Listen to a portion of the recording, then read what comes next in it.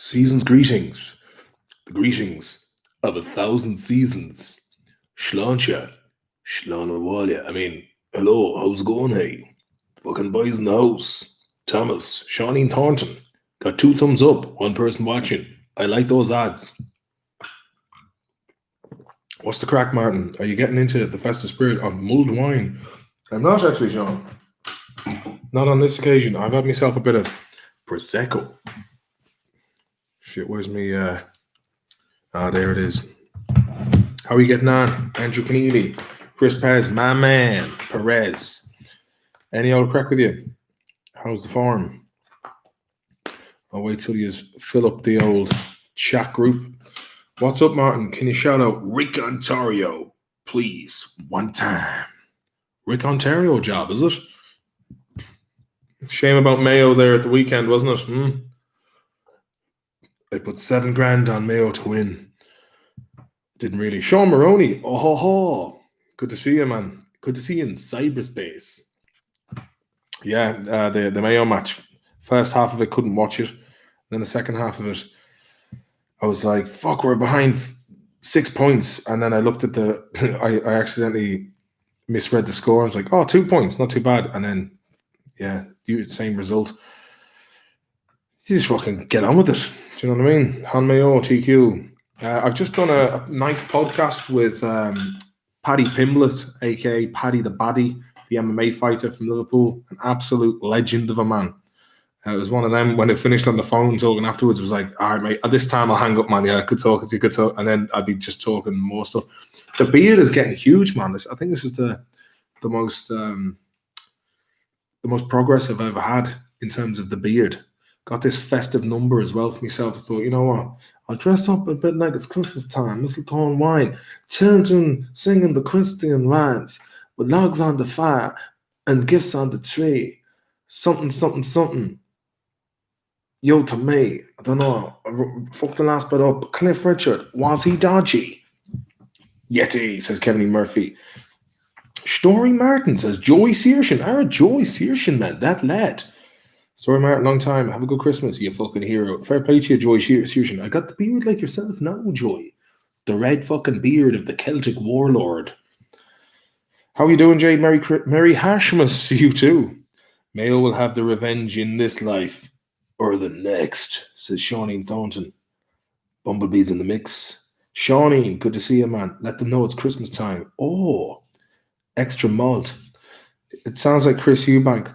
Well, yes. Let me tell you a story about Chris Eubank. My sister Lisa, she managed Chris for quite a long time, and it was one day in particular where myself and Tordov, in 2010, had met Chris in Soho. And we went to a place called the Dorchester, which is a very nice upmarket hotel. And I've never seen such love for a human being as I did the people on the streets of London for Chris Eubank.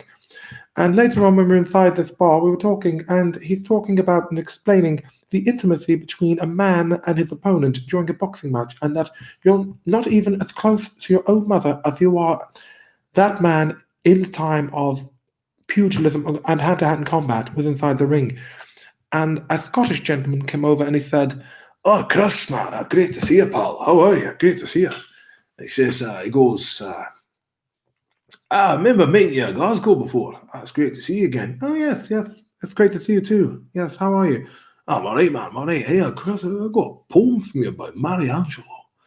So he starts reciting this poem into Eubank's ear. And he's like, Mariangelo. He goes into his poem. I can't really remember what the words were because I've had a few libations at the time. But afterwards, I seen Chris's hulking shoulders, and on the way into the place, everyone was like, "Oh, Chris!" Oh. He's got this like Louis Vuitton foolscap folder, and he's very well-made tailor-made suit, and everyone's just going, "Oh, Chris! Oh, where's your truck?" That's back in Brighton. But after the man had finished reciting the poem, he goes like this: "Thank you very much. I immensely enjoyed that poem. Very well recited." And he goes, "Oh, Chris, I'll tell the wife you were asking for it." "Yes, please do. I said, "Who was that, Chris?" He goes, "I've not got the faintest idea." But it was just so smooth, man. Do you know what I mean? The way he dealt with the crowd.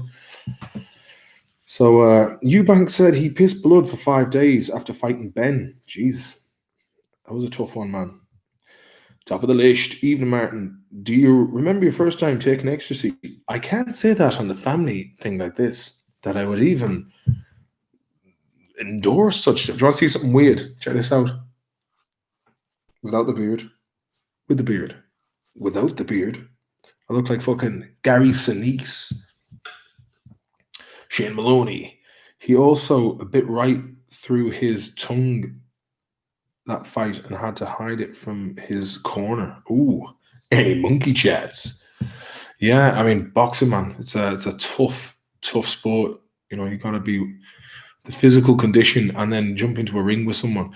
One thing about boxing, like from having an experience in the ring myself, was when the lights are low and you've just got the lights from above. You can't see where the fucking punches are coming from, so you're like, what? Bang. But yeah, so anyone who up in the ring, says Jackson. Don't know, man. I need to get fucking fit if I'm hopping in the ring with anyone. I wouldn't even hop in the bed this weather, hey. Shane Maloney knows the crack. It's very multi. Fury or Joshua? Ooh. I'd say Fury, to be honest with you. I'd say Fury. I'm 6'12", 360 pounds. You don't want the smoke. Why aren't you in fucking WWE, man? The Undertaker's left. They need a new heel. Zach and Quinn's in the mix. The ancient art of slap, says Gus K. Martin versus Jake Paul. Do you know what, man? If that could happen, I would gladly get in shape and fucking jump in the ring. Especially if there was a few fucking bob, man. You know, if I made a couple of mil out of that, I mean, it would be brilliant. I mean, technically, mark my words on this, yeah?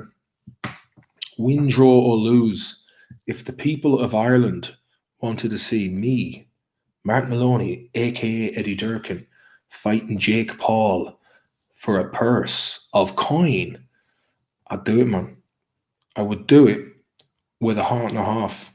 It would be the perfect excuse for me to get absolutely fucking top-notch in cardio, strength, and honor. So if you make it happen, man, get it going. Oh, serious cash into the claw. Then afterwards, we'll just go and drive around in the blue Lambo and be like, fuck me, man, I can now buy a Lambo. You'd be like, yeah, man, I got 17 of them. Can I get one of them? No. I'm like, fair enough. But can't blame me for asking. Those boys, they fucking know the price of everything, but the value of nothing. Christian, is there anyone the polls haven't called out? Yeah. And as Trish J would say, it's Lepers Draw Sunder, hey, man, that'd be brilliant. Mouth off to him on the internet. It would just be, he wouldn't even see it, man. Do you know what I mean? I'd have to do a really elaborate call-out video and just really outdo the insult. I was saying to Paddy Pimlet there on the chat I just had with him that he fucking went below the belt there with that call-out video. You could just tell that. And apparently, fucking Logan Paul is going ahead with Mayweather. I mean, it doesn't. I mean, kind of takes the piss out of the sport in a way where you've just got to train for years and years and years to even, you know, fucking hundreds of professional fights with a clean record to even get to that position. And then some YouTuber comes out and goes, yeah, it'll make a fucking shitload of money. And that's it. The Viper made enough bob to wank himself into a coma, says Shawnee. How's the crack? What are you drinking there, Martin? Asked KM. A bit of the old Prosecco, I'll have you know.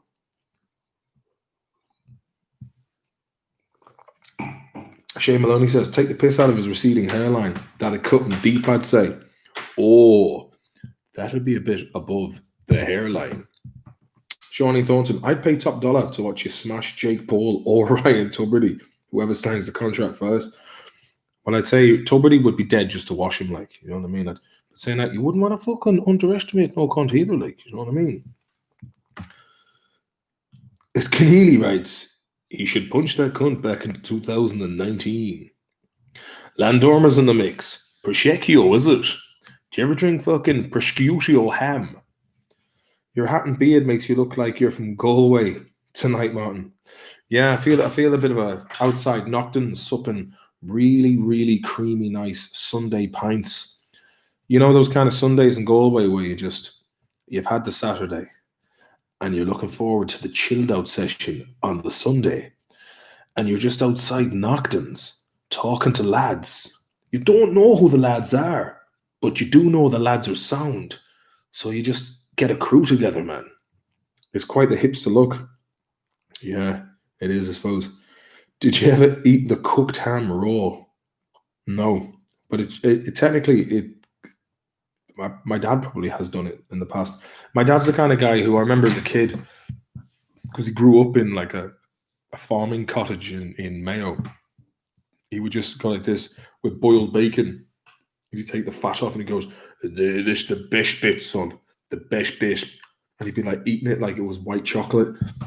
And he was, "Hey, do you want some, dear?" And I was just like, ugh. This is just like fat off a pig's back. So that, I hope, Born Sticky, I hope that answered your question. Yeah, my dad, like, he would live off cabbage and bacon. There was a time where we were on the sites in Dublin, and he cooked a really big pot of, I mean, I'm talking like a 2-gallon pot of cabbage and bacon with spuds and whatnot. The first day, I have to say, it was good. The second day, it was even better. The third day, it was getting a bit samey.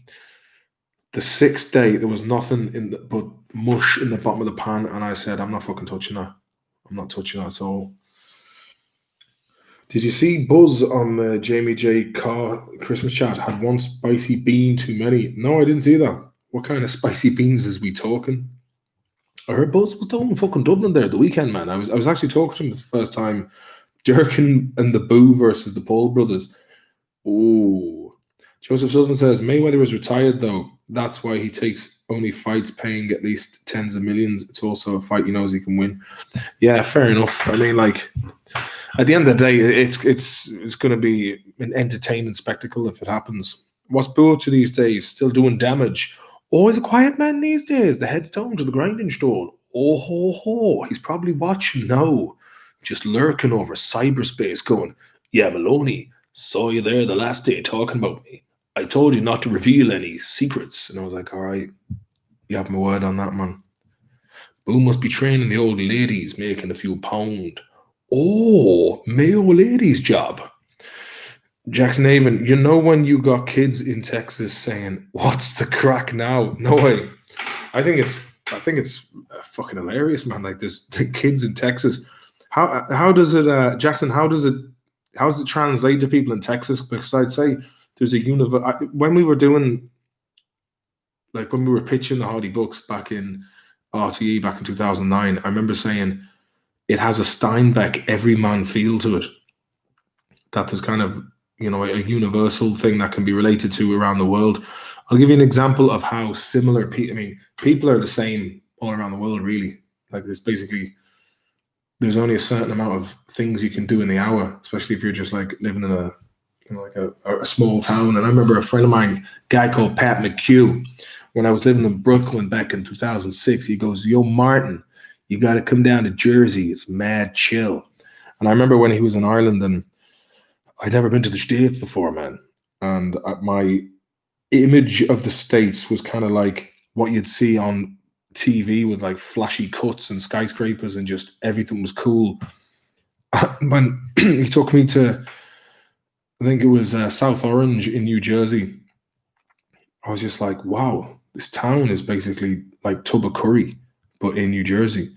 And there was even a lad from Ballahadreen who was working in the bar, and he was like this, going, "Oh, where are you from?" "Schwilford." "All right, I'm from Ballahadreen." I was like, "Ballahadreen, yeah." He just kept doing this, and I was like, "Yeah, I'm living in Brooklyn now." "Oh, whereabouts in Brooklyn?" "Oh, Bay Ridge." "Bay Ridge." So I'd be like looking behind him, going, "What the hell's going on here? Like, what am I missing?" Some sort of tick. So even the barman was from Ballahadreen.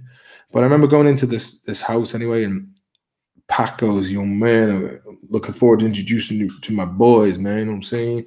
And then so I went in, and there's about 7 of them sitting around watching Cops, and they were rolling up a huge blunt.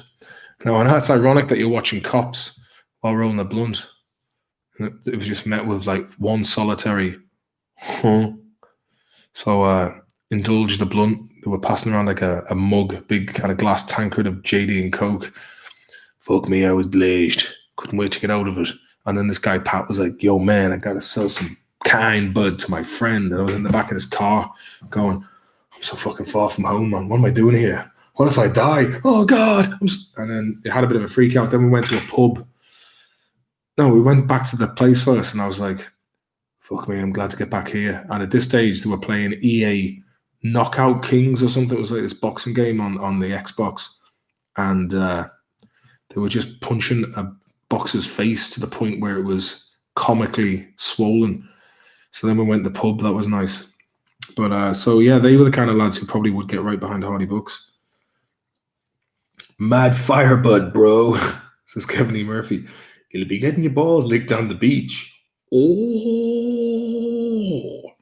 spooked. Kind bud. What's that like? Is it kind bud or kind bud? Is it the kind of bud that's kind to you in your senses? You know, you'll have a bit of bud and then you'll be feeling pleasant. Like the THC has given you a great service. You're just rolling around like you're on a fucking cloud of air job. Highly relatable, says Robbie Heenan. The comedy of being unable to get out of your own way is universal. I suppose it is, man. That was a very good way of putting it. Chris Pez says, doesn't fuck with you. Are you still over in LA, Chris, are you? Versus Mexican ditchweed.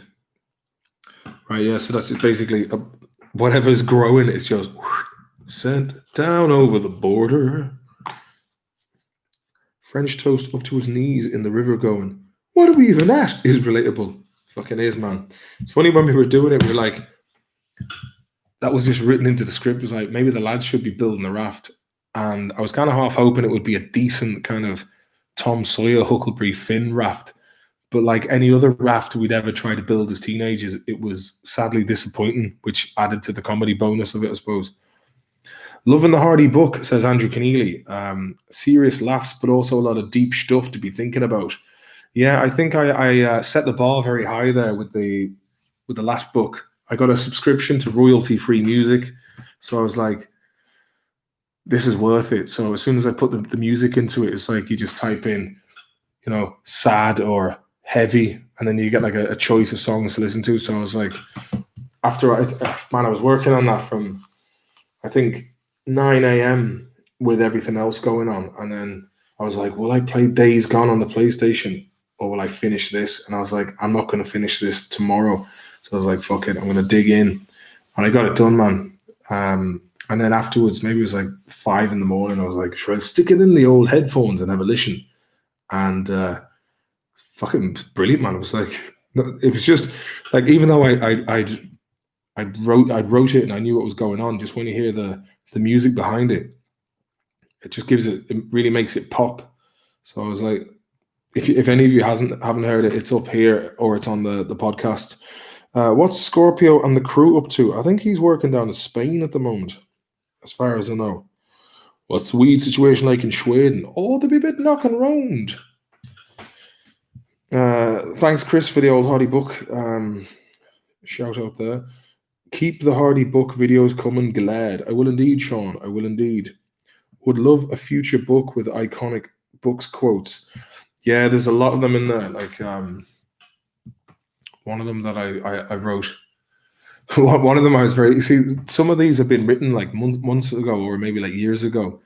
And it like there's a chapter coming up which talks about like in the beginning. So it talks about like when Eddie Durkin was born and what was happening on that day, and then it goes into school. So that's been kind of redrafted a good few times, and I'm looking forward to doing that. But what was I going to say? Yeah, just keep it going. There's something I had to say. Oh yeah, but the bit in the I think it was the third part where it's like, and just like a tenor in Eddie Rockets, he vanished without a trace. Will you publish it so I can read it?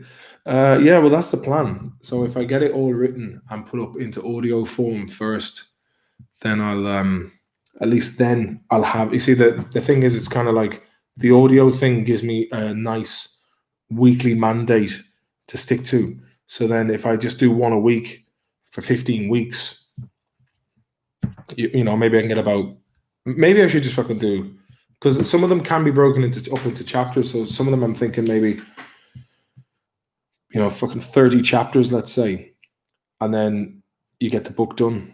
Sean would pay for the book. For fucks you, Sean. Jody Latham mentioned you were trying to get him on the podcast the other day. Really?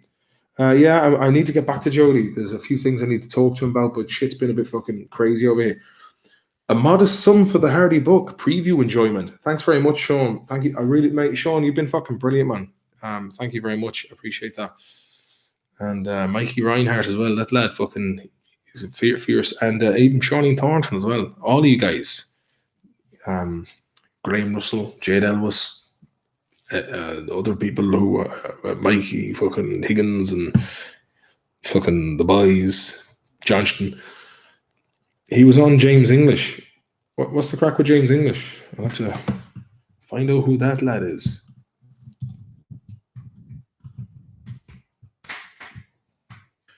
James English is FDA. Yeah, I was trying to get him onto the podcast. Podcast host and documentary maker. Click the link below to watch my latest. He's doing fucking well, boy. He's doing well. My homeless documentary is now live. Please click the subscription. That's cool, man. I got the mention on that. Yeah, man. I must get back to Jody. Message of support poured in for comedian John Mulaney after reports emerge of him checking into rehab. Oh no, man, he's in rehab. Hey, Jake Paul's trending on Twitter. Let's see what's been said about him. Jake Paul's assistant trainer wants YouTuber to fight Dylan Dennis next, but warns it won't go past the second round. As in, fucking, your man Dennis will beat him in the second round, or Jake Paul will beat him, you know. Man, I'm serious about that. I'd definitely fucking give him a go. Just get a load of lads to start hazing them online, and I'll fucking do a bit, man. Even if I lost the bastard, I'd be like, fuck it, man. In for a penny, in for a pound. But that said, I have a good fucking 12 odd years of experience behind me, like, you know what I mean? Fucking, I'm not the flashiest, but I'd fucking throw a slaps if it had to be done. Charlie Vogt is in the mix. Empty Sandman. Master Splinter and the boys. Oh, you said it there, True Horse. What would your ring entrance music be?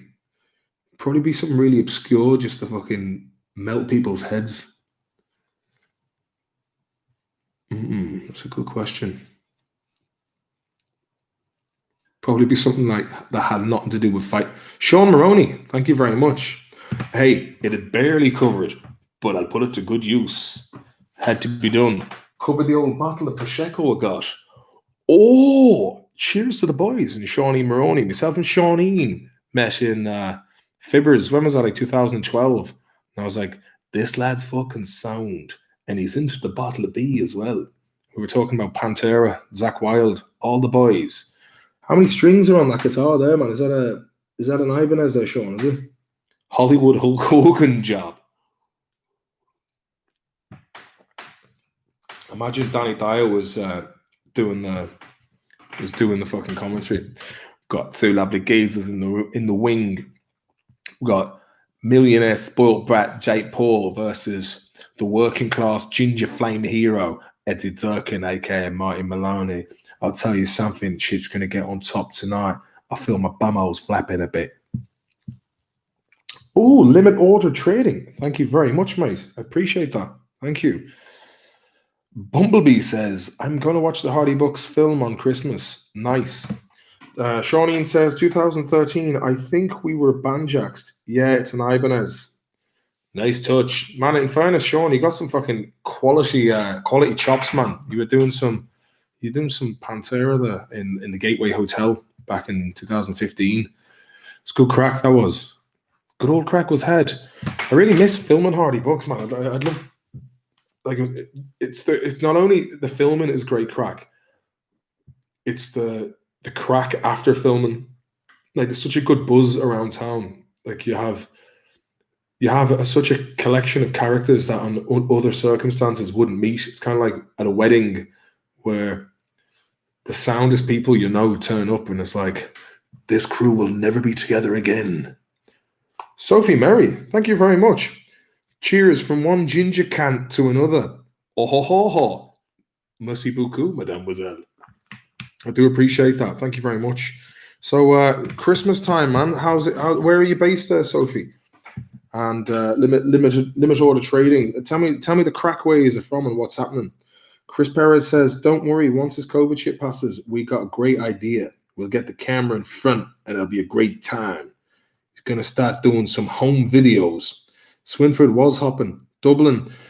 Tell him it is, Sophie. Is the pints happening over the Christmas? As Ryan Tuberty would say, do you think the pints would happen over Christmas, or do you think Neffet would close the lot down? And Tony Houlihan, would he do it? I do miss pints in Dublin, man.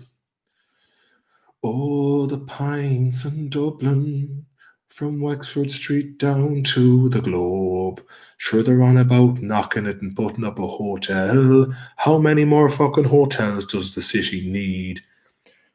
Locking us down Christmas Eve, the cunts. That's fucking ridiculous, man. They're locking you down Christmas Eve in Ireland. Jesus. Yeah.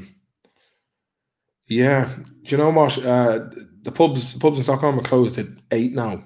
So they're finally chipping away, man. It's a controversial opinion. I just don't know why they don't just protect the vulnerable and let the fucking virus just through healthy people, man. I just don't know why. It's I've seen a thing with Bill Gates the other day going something like, we got to lock businesses down, and unfortunately businesses are going to suffer, but I think it's absolutely necessary. And it's like, all right, for you to say that, Bill, you got fucking hundreds and hundreds of millions or billions of fucking dollars at your disposal. If he was such a fucking great, if he was such a nice, honorable man, you'd think he would just go, Mikey and Higgins, yeah, they're cool. Anything forwards, anything to support the Bucks. Thanks very much, Mikey Higgins. I appreciate that, laddie. And look at this. Why does he just throw everyone a few quid? You know what I mean? Like, he got a couple of billions in payout, and everyone in America. Joseph Sullivan, thank you very much, mate. Appreciate that. Have a Merry Christmas and a Happy New Year, sir. Thank you very much. You know what I really fucking think is awesome about you guys?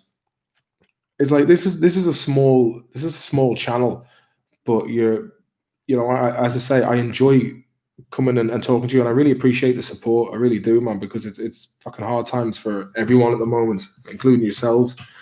As I was saying there about the likes of Gates and all that, he gets billions, and everyone else gets 600 quid before Christmas. Like, that's fucking crazy. Like, Ireland is doing a better job than the state. I mean, like, the fucking states, man. I don't know what the future holds for America, to be honest with you. I don't want to see, like, obviously it's had a very checkered past with foreign policy and whatnot, but it's the fucking states, man. Where would Durkin go if the states was gone? But they just need to get rid of all the corruption and rot. Like, and KM, thank you very much. Five green queens. I'll have a bit of that. Thank you very much. But yeah, man, fucking. They just need to get all these lobbyists and dickheads out of American politics, and it's a fucking joke, man. I don't think it's going to last much longer the way it is. I think people are just going to. I think individual states are going to be like, nah, mate, we're just going to just paddle our own canoe here. Like, to be honest with you, I'd say that probably the first one would be Texas. They'd be like, Lone Star State, a bunch of fucking, cattle ranching, like chewing tobacco, spitting. Cowboys, Montana, people like this, man, they just want to make a few quid and provide for the families. You got like lads up in Washington, same all over, man. Like, politics is it's a certain breed of people who get into it. It's very fucking.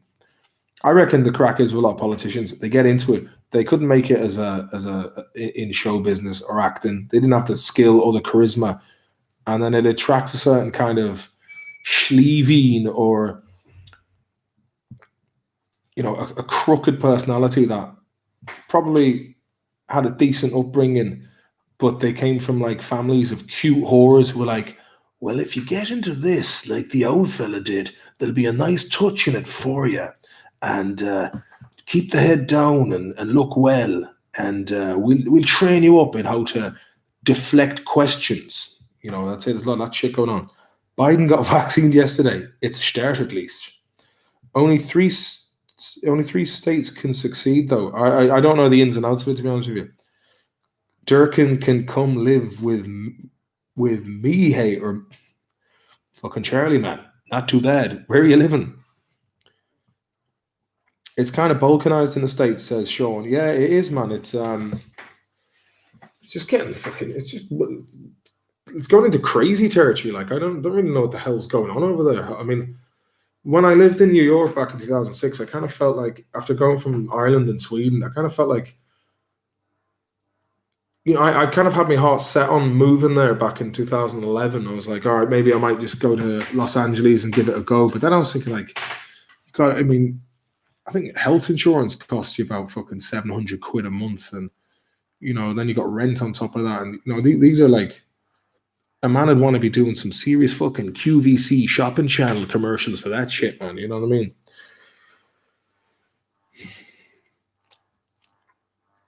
Would you ever move back to Ireland? I would, yeah, man. It's great crack. I think Ireland, England, like it'd be brilliant if they just cleared all the fucking cronies out and just put people in who just want to do right by the people. I think everyone's hands are tied. It's Minnesota. Well, I got a feeling so down. I got a feeling so down. I'm looking California. I'm feeling Minnesota. Oh yeah, Minnesota. Funny enough, actually, I won a pub quiz yesterday, single-handedly. Even though I was kind of like saying to the quizmaster, "Is this the right ballpark?" And he was kind of giving me, but basically it was just basically he was giving hints like, I was like, okay. But there was a team in this pub quiz that go there every week where I was playing the pinball, and they win it nearly every week. And then it came down to a tiebreaker. The tiebreaker question was, what year was Chelsea Football Club founded? Because Chelsea were playing West Ham yesterday. And I was like, don't know, man. I really don't know. I said like 1894. And the other guys said 1910. And I got the fucking tiebreaker by. Nice touch. Kevin Murphy wants to move to Poland. My mate Danny lives in Poland, man. Krakow's a fucking sound spot. It's the kind of place where you can go and get like a meal for like £4, and it's a good quality meal. I just moved back to Liverpool after a year in Dublin. Shame about the vid-19. Oh, but yeah, I'm in scouse mode after talking to Paddy Pimlet. You must think I'm a right chance when it comes. I mean, the fucking podcast I did is just going to be. Is that place still open? And is that still cold? So it'll probably need a bit of trimming down. Oh yeah, the Outshined. Yeah, good ring entering music. That is. I'll enter the ring now in a minute. Biden is gone within a year. Sure, he's a weekend at Bernie's job during the last few months. Yeah, I'd say he'd probably last a week and he'd be like, fuck it, I can't do it. Ever played pinball and token? No, where's that? I'll have to have a little look there.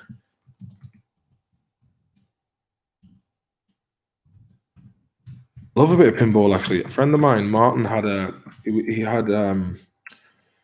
token. Where's this? Dublin 7. Oh yeah, it's the place near isn't there like a cat day centre or something there? Or is there like a place full of cats nearby? It's around the corner from there, is it not, Sophie?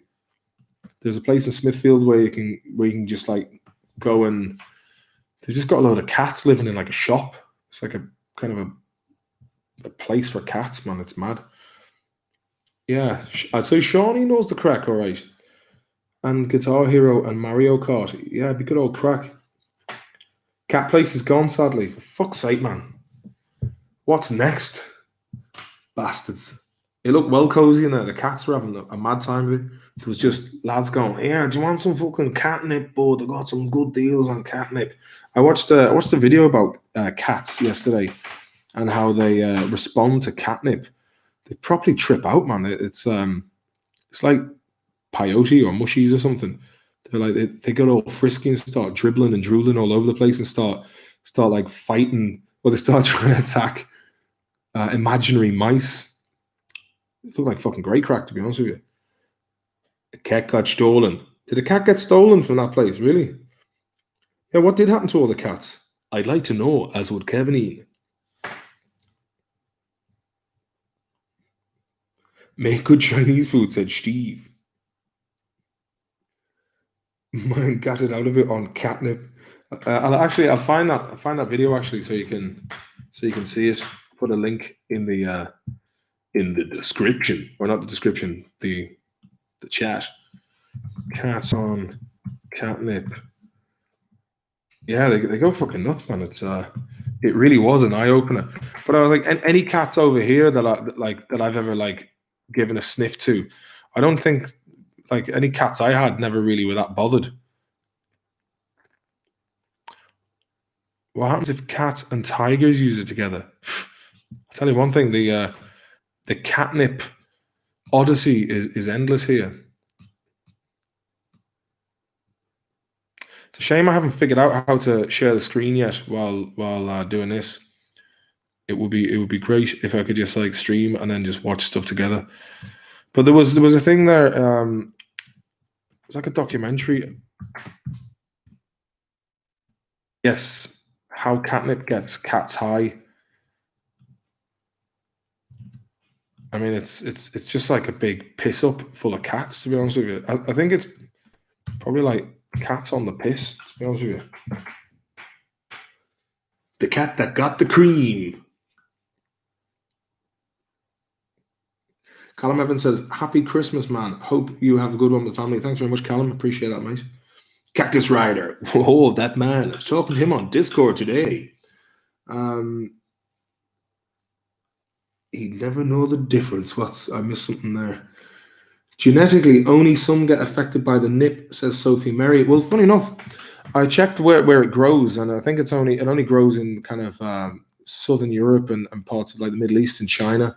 So I'd say it's if it's just knocking around in the garden, then it'll probably be in the genes.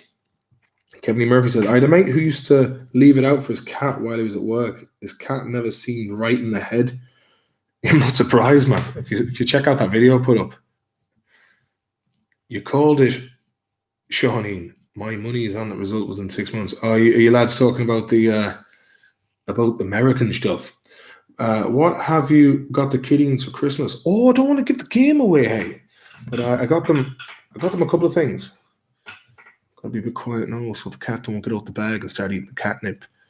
But I got a couple of things: some cloves, some robots that fight each other, and you can remote control them. Some Paw Patrol gear for the young buck, a watch for the young girl, a Polaroid camera, some other stuff, yeah. Not nice, as my dad would say. Christmas, it feels really weird, man. Like when you're an adult, like Christmas just creeps up on you, and you don't really. Obviously, it's not as much crack as when you're a kid. When you're a kid, Christmas is like the best thing since sliced Christmas. So like, it's not like I think one of the best things I ever got for Christmas was like a mountain bike when I was 12, and that was just like the key to independence, which is knocking about. Got hit by that in a car crash, or I got hit on my way to school one morning. That was shit crack, but then I got crutches, so I was like, class, I've got crutches. Catnip Mamba for cats, says Higgins. Mikey Reinhardt, thank you very much. Merry Christmas to you too, mate. How's the farm up there? Any crack? You're just joining us now, yeah? Any crack with Gates over yonder? Jesus, man, Christmas is shit. So is Stevie, is that Christmas in general or this particular Christmas? To be quite honest with you, I'm looking at Christmas being like, what the fuck are we gonna do? I remember a couple of years ago, being in Sweden for Christmas, and like not having any like sesh merchants around, and I was in with the ex-wife's family and all. Lovely people. But like the sister-in-law was like, yeah, let's watch Harry Potter. I was like, oh, for fuck's sake, man. I'd eaten the dinner, I was full. And I just like slid off and went to bed for a bit. And then Tanya came in, she was like, what the fuck are you doing in bed? What the so fucking rude and disrespectful. I was like, what about rude and disrespectful, man? It's like, it's pure tradition. Like last year when I was at my sister's house, me and the brother-in-law just at the same time snuck away. And I think the older you get, the more you just need to have a kip. Do you know what I mean? It's like, especially after a large payload at Christmas dinner, you're just like, you know, can't be always watching shite on TV. And it's that bit where you've had a few drinks before dinner, a couple after, and you're kind of in like, you're not buzzed up, you're a bit sedated from all the protein that's going through the enzymes, and you're like, I think this calls for a kip. You don't want to kip too long because then the dreams, man, you know. You don't want to go into the rapid eye movement stage neither. Are your kids into music too? What about one of those little youth guitars? I actually bought my daughter a guitar lately for her 5th birthday, but trying to like explain which finger was which before. So I was like, this is your index finger, yeah. This is your middle finger. It's your ring finger and the little finger, yeah. So you got those, yeah. And I think at that stage that had taken about 15 minutes to try and explain, and the crack was taken out of it. So I'd say that they both come from they have musical tradition on both sides of the family. So like I think the best thing is just have instruments knocking around the place and just be like, throw yourself on the keyboard there for the crack. I've actually started trying to teach myself the tin whistle, but I still haven't figured out. I mean, I'm figuring out which notes are which. So if I can play the Lord of the Rings Shire theme tune and Raglan Road, Jadine, pills for cheeky cats. Thank you very much, Jade. I appreciate that, love. Fair play to you. I hope you're doing well, hey. Cactus Rider, post office tripled the delivery window on me, so my brother's Christmas gift is going from a week early, probably the next day after Christmas, probably Christmas Eve if I'm lucky. Sorry, I read that out. It was probably something else in the chat. The boys are on the pills. Yeah, I'd say catnip is probably like chats for cats.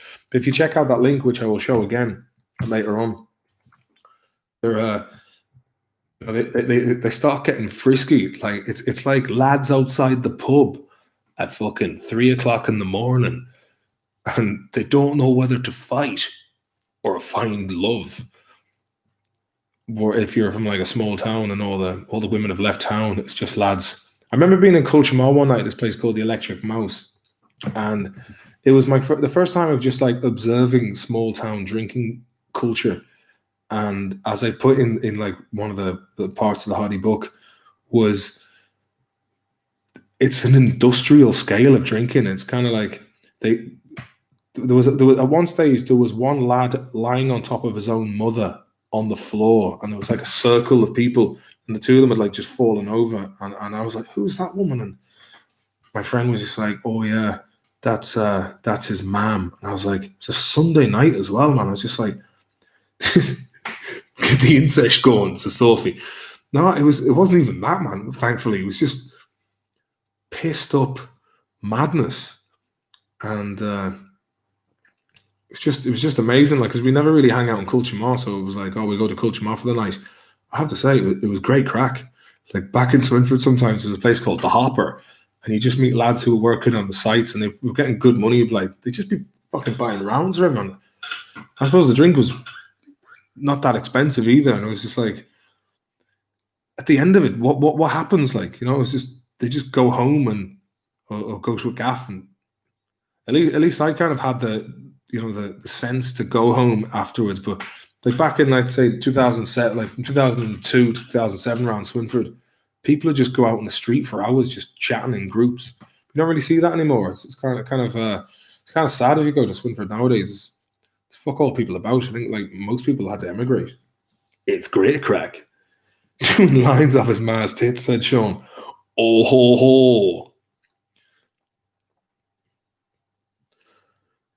Rowan McKillop, you're very welcome to the stream. Evening, bro. Hope you are all good. Nice to see you on the stream again. Yeah, I was thinking, oh, it's getting late, but I like to try and get them in once a week if I can. Do you know what I mean? I quite enjoy seeing you and having the crack with you. Sean Maloney, geez, the cats are out of their mallets. Oh, you seen it? Yeah, it looked like mad crap. Oh, like, does it do anything to humans? I'll see if you can. Can you smoke catnip? Does it do anything? Of course, it's up. There's a Reddit stream about it, or like a Reddit post. I don't know what TIL means. It's probably some sort of acronym for internet savvy merchants. TIL, that smoking catnip with tobacco can get you high. Barely, says someone. Don't do it. Don't be that guy unless you take a video of it and post it here, then knock yourself out. Don't go smoking your cat's stash, brah. Also, grow them some fresh shit. They'll appreciate it. Make a tea from fresh or dried. Fresh is always better. Leaves of catnip. The amount of smoke inhalation compared to the effects is pointless. Quality matters as always. Get the best you can from a reputable place. A local co-op can have some awesome treasures for medicinal purposes. Interesting. Also try teas made with passion flower, variation maypop, or lemon balm, another type of mint like nip. Both have chilling properties due to the low levels of MAOIs within. Obviously, take caution and do your own research if you take any prescription drugs. I like that. It's good, helpful, yet cautious information. Many plants have subtle psychological effects, usually more noticeable when in combination with more traditionally smoked herb. Serotonin syndrome is indeed the worst, says my ex got fat. Interesting stuff. Fair play to Reddit. It says here, till the late 90s, some researchers reported that catnip, let's see what this says, it's loading up. Till the late 1960s, some researchers reported that catnip gave people a marijuana-like high when smoked, but it turned out they had simply mixed up the two plants. Well, there you have it. I bought a box of catnip once. It started to come apart, so I put the catnip in a paper bag. I came home one day to find my parents sitting on the dining room table with my bag of catnip between them. Do you have something to tell us? True story. They were just concerned that you were storing your weed in a paper bag. How do you think they used to sell store weed before plastic baggies were a thing? Paper bags, edit, and glass, but obviously not always practical. Good old Reddit, man. It's got a lot of interesting threads on it. Today I learned, indeed. This is my favorite stream. Should I get a pizza? Yes, you should. Absolutely. Are you getting it delivered or do you have one in the freezer?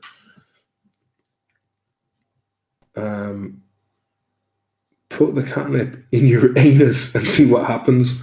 I heard if you crush it up and put it down the end of your Mickey, you'll come up like a fucking cha-cha boy.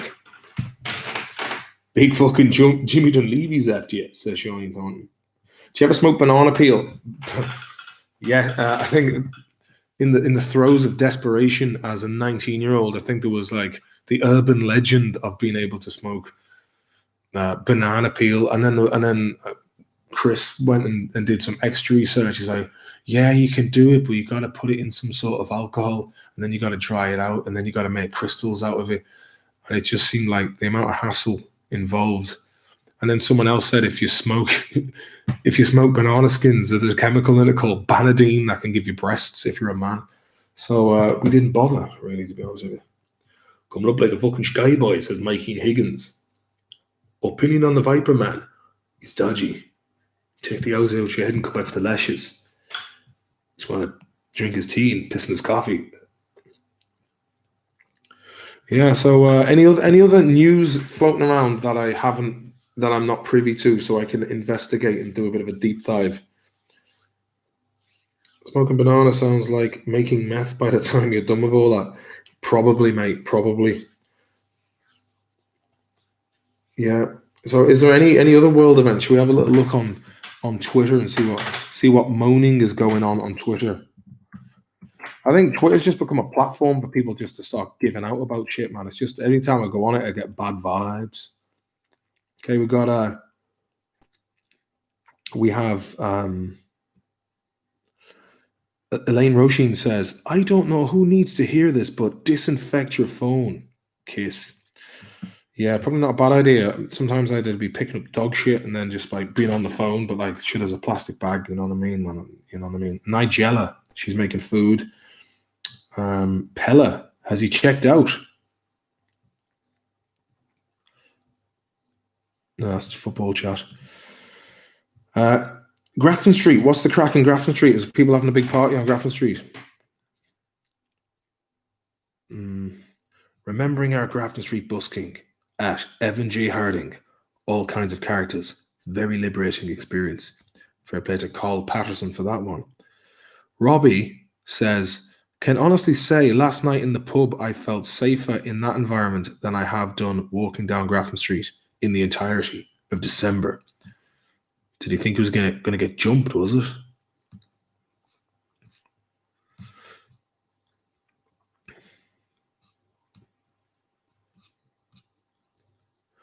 Fuck Fianna Gael, Fianna Fáil, and the Greens, right?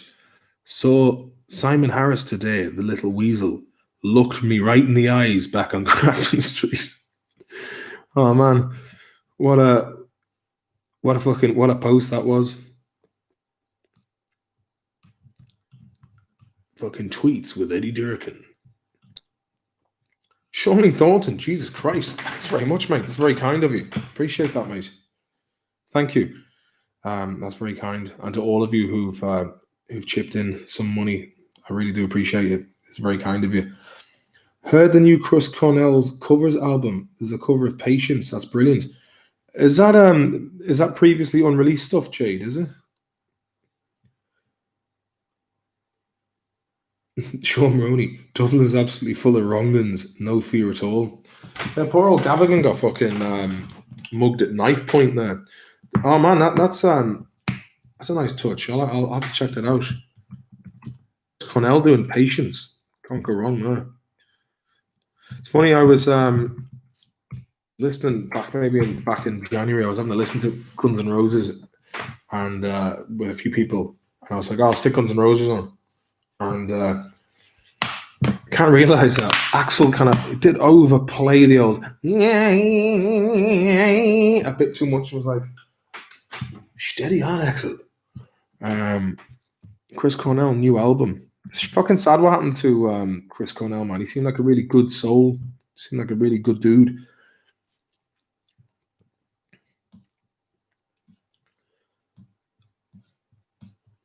If I go sticking that in, it'd be like straight into fucking copyright limitation job. No one sings like you anymore. Nice, nice title for an album. Volume 1. He's very prolific, wasn't he, Chris? He was in Temple of the Dog and a lot of stuff. Simon Strange, you're welcome to the party. Jade Elwes.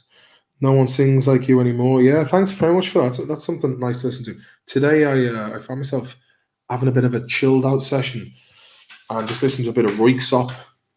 It's mad, like when you listen to certain music that you haven't listened to in a very long time, and it just takes you directly in the neurons, somewhere in the grey matter. You have like imprints of moments that can take you somewhere and give you that entire feeling. Like I was listening to like Melody AM by Röyksopp, and it just reminded me of like my college days up in Dublin and hanging out with boys in Galway. And I was just like, fuck me, that was a long time ago. But then when you're transported right back there, like, it just feels like a few years ago.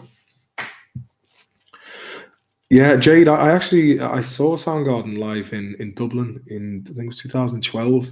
Bought the t-shirt, and the t-shirt has done some serious mileage. It was one of them. I wore it to the gym once, and it just got left in the back of the car, and it had mold on it. But I was like, I'm fucking washing that till the mold comes out, and it did.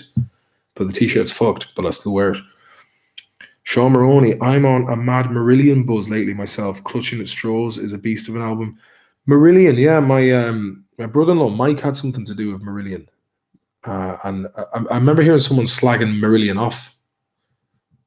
but I don't know. Didn't they have something to do with the band Fish? If I'm not mistaken. Hunger Strike, great song. Yeah, good old the grunge days. And Soundgarden were fucking amazing band. Like they were the first time I heard about Soundgarden is when I bought Road Rash 3D off James Malarkey back in '98, and I think that was like one of the first proper games I had because my dad bought me a PlayStation, and the only game I had with it was like Porsche, the demo of like Porsche Racer. It was just the demo of like doing laps in two Porsche Boxsters. It was shite. And then there was this other game called Test Drive Off Road, and it was just literally 4 cars. But then if you put the cheats in, there was another 4 like secret cars. Shite game. Then I got Road Rash 3D, and that was good crack. And then I had like I had Soundgarden and another band from England called Swerve Driver, who I think they're from Cornwall. They were like, "It's been away so long." And what else? Fucking can't remember. Oh yeah, the Therapy were on there as well. Teeth Grinder. But that was my introduction to, other than Nirvana. Stateside say Kurt Cobain's one of the greatest singers in the world of all time. But Gran Turismo, when that came out, and when I started playing Resident Evil 2, fucking opened up PlayStation for me, man. Metal Gear Solid, best PS1 game ever, says Andrew Keneally. Yeah, I remember like Chris got Metal Gear Solid, but I thought it was all right. It was like, is that the one with Mentos or whatever his name is? It's the guy you put the controller down and starts vibrating, and everyone's like, "Oh fuck me!" Some spooky shit there, man. Have Road Rash 3D now on my tablet? No way. That'd be fucking great crack, man. Tony Hawk soundtrack. Bam Margera was in it. Heard Michael Salmon got done for public nudity there a few weeks ago. Did he? Fucking wouldn't put it past him. Yellow Belly says, "You look like Clank from Ratchet and Clank, hey?" Fucking Ratchet and Clank, man. I'll have to check out. I'll have to refresh my memory. Wasn't one of them like a rabbit or something? Ratchet and Clank are after you. Let's have a little Ratchet and Clank. It was. Did you ever see that film, Adam and Paul? Right. Which one's Ratchet and which one's Clank? Do you remember the game for the Mega Drive? Cool Spot and James Pond. Is Ratchet the yellow lad? Is it the yellow lad you're talking about, or the robot with the green eyes? Fucking could go either way, man. Could go either way.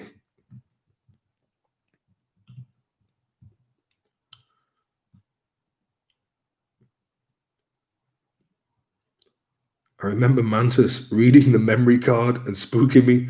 Yeah, he was like, "What have you got on the memory card, lad? Cyber stuff." Any luck with the job with Seamus Mortimer and the boys? Oh, here, hey, he got the head wet, that lad. He'd be a great man to get on the podcast. Michael Brown. Like, I really wish he would just go to an agency, because that man, he's brilliant for any situation. Like, you could drop him into like the Haughey drama. You know what I mean? He could just play like cabinet ministers or like, you know, fucking dodgy businessmen. He'd be brilliant for it. I'll tell you one thing I've been playing lately is Days Gone. It seems to get like a lot of mixed reviews, but just the idea of cruising around Oregon on a motorbike fighting hordes of zombies, like the kind of guys from I Am Legend, fucking great crack, man. Aloysius 11. I haven't seen that lad in fucking years, man.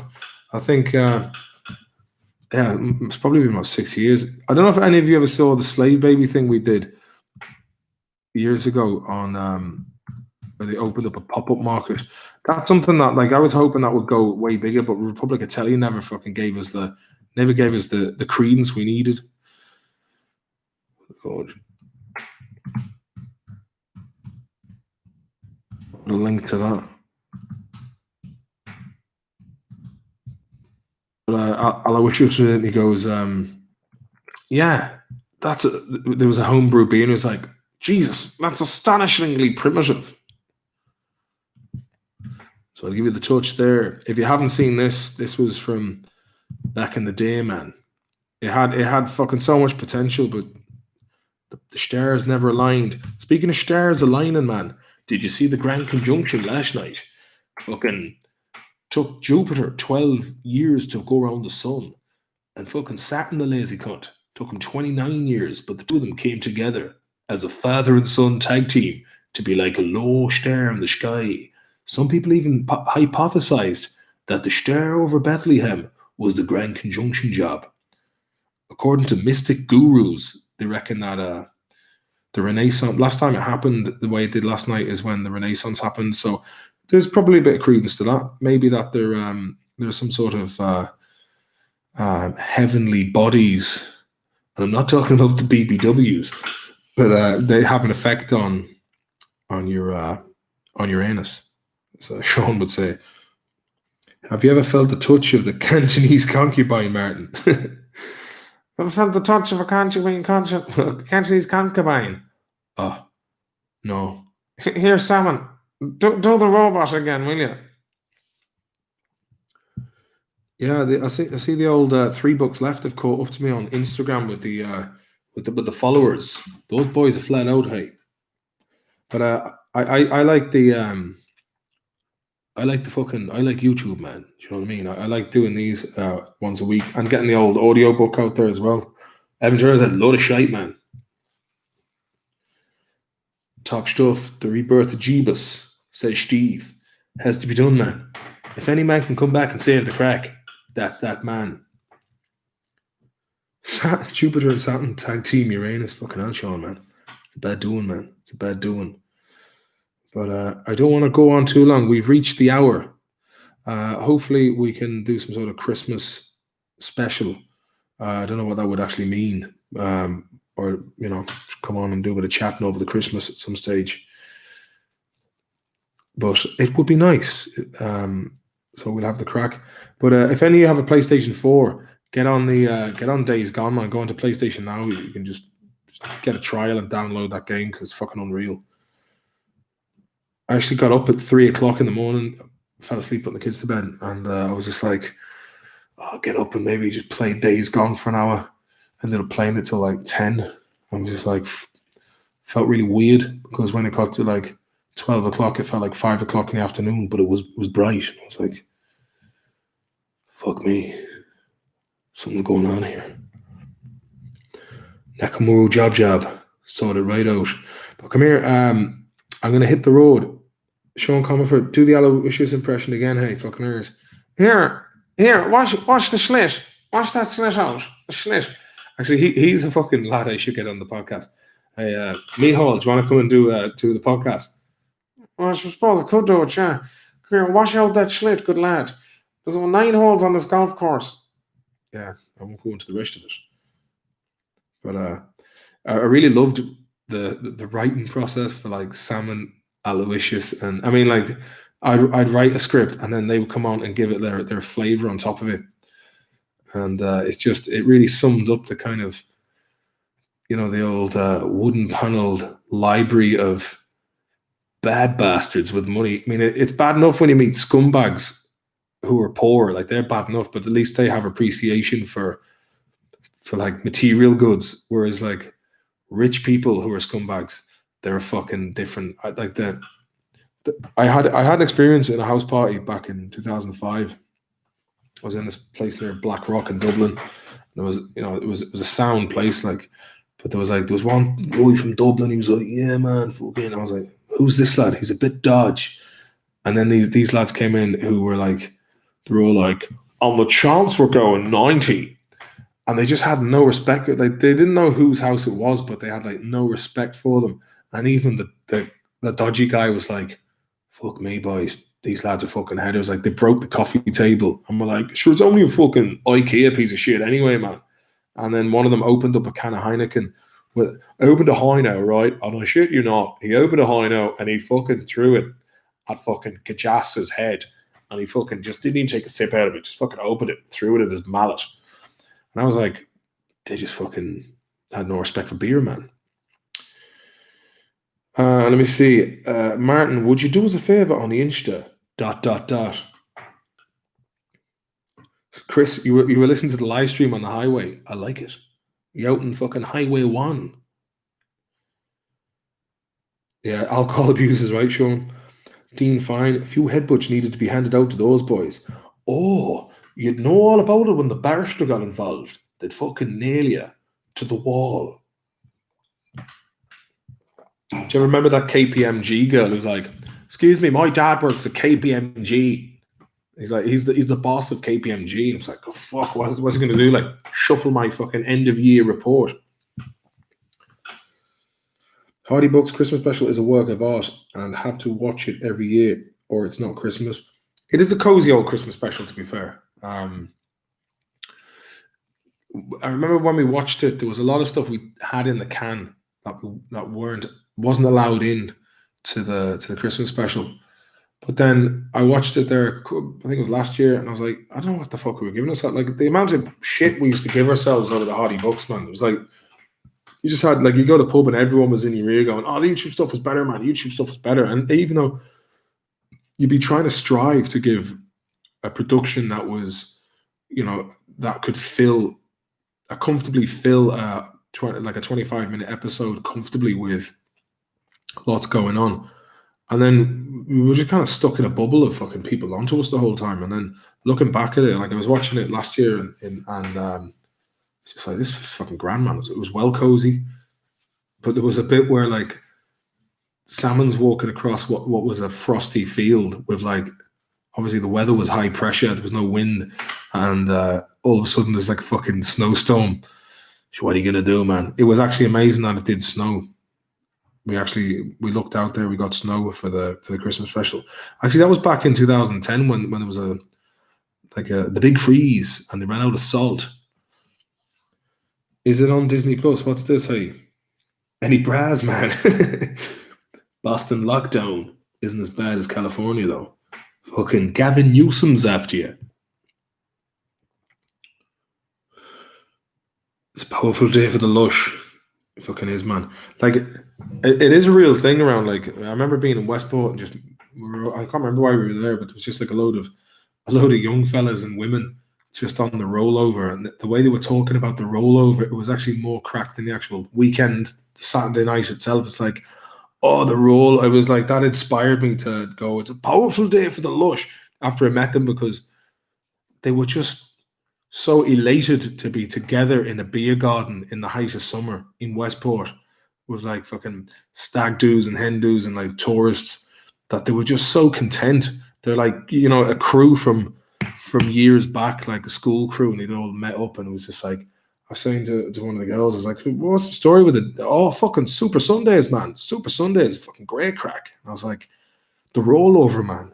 It's just the passion. Like, even in Swinford, there'd be boys down the sheep walk, and the crack would be in there, but like pool, watching the darts, you know, like just, there was such passion for like sport down there. But that was like the glue that held the reason for being in there together. Chris Pears, love a good dare, hey. Gavin Newsom smokes the pipe, and not the good kind. He's on the old fucking, the Hunter Biden fucking pipe. That went quiet, didn't it? All that shit, like, about the laptop. Fucking nothing said about it. Nothing said at all. But I won't go into that. I said my piece earlier on, and I'll say no more on the issue. But I'll have to. You're a very nostalgic man. I am indeed. I take it from the Owlad, man. The Owlad's a great man for, like, I remember, like, when I was a kid, he'd come in from the old Saturday night pints, and he'd be talking old soft shite after a few bevies, and he'd just start doing this.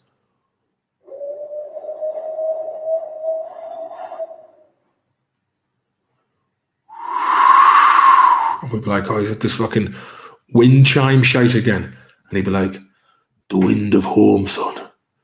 The sound of the wind. And I never really got what the hell he was on about until I went to, actually lived in the cottage he was born and raised, and you'd hear like the wind of a night lifting the joists. Fuck me, boy. When you've got the old duvet tucked on around you, no better place to be. Kevin Murphy said Joe Biden called a reporter who asked about it a one-horse pony. Oh man, you gotta love it. How's Uncle Mick doing these days? Still at work in the fields, man. That man, he's got the work ethic of 9 champions.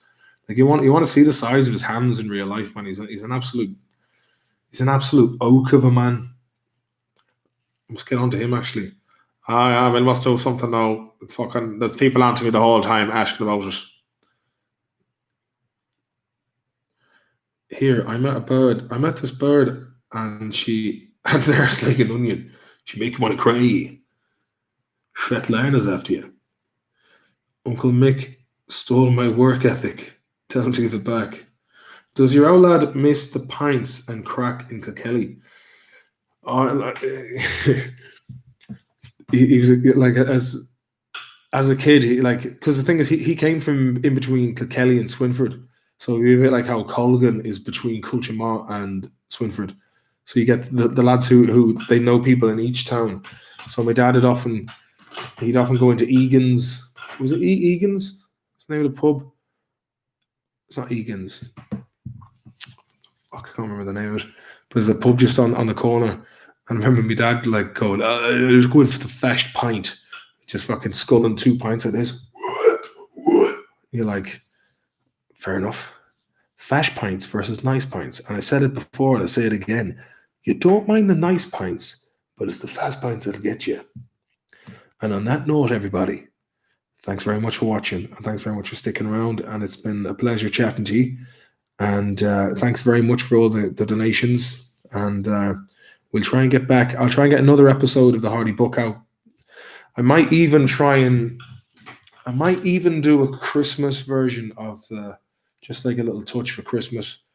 So that means I'm up against it. I've got the skids on me, but I'll have to try and get that on the podcast edited together because it was a fair bit of with Paddy there. He's a good, fucking great lad, man.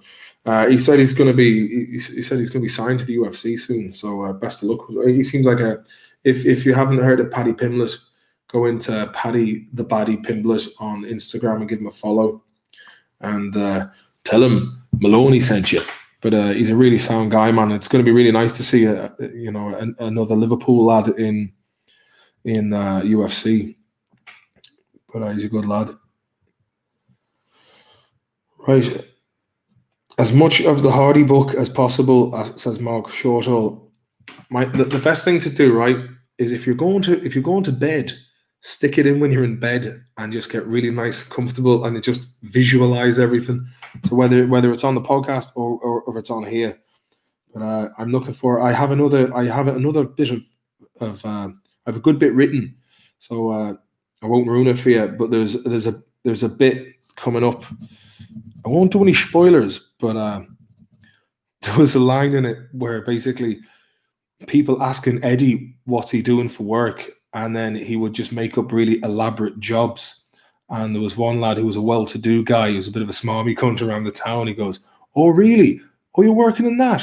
Oh, I know a lad who can get you that job up in Dublin." And out of just sheer kind of, "Oh, I'll fucking show you," he goes up to Dublin, but it won't ruin it for you. Thanks a million for the crack, Martin. Take it easy, lad, and all the best, and have a very Merry Christmas. Same to you, Shawnee, mate. You're a good old skin. Fair play to you. Hard times, Mont, Sandra Keneally. Maybe have the book animated, says Jimmy Crowley. Jimmy Crowley, do. You have a very good point. Doodle-doodle-doo. Woo. Shawnee Maroney know the crack about there with Zach Wile's fucking pinch harmonic. But yeah, could be a good touch eventually. Like, it'd be nice. Animation would be. You got animation, do you, Chris? Send it on there, man. Just the tip there as well from. He might do the touch as well. Right, but on that note, I really must fucking hit the road. But good night, God bless everyone. And if I don't see you over the Christmas, I hope you all have a really nice Merry Christmas with your nearest and dearest. And yeah, just enjoy your time with your family and friends, man. You know what I mean? Just really have a nice time, and that's what it's all about, man. Family, friendship. Right. Talk to you later. Best of luck, everyone, and we'll be chatting to you soon. Good chat and God bless. One more second. Bye bye.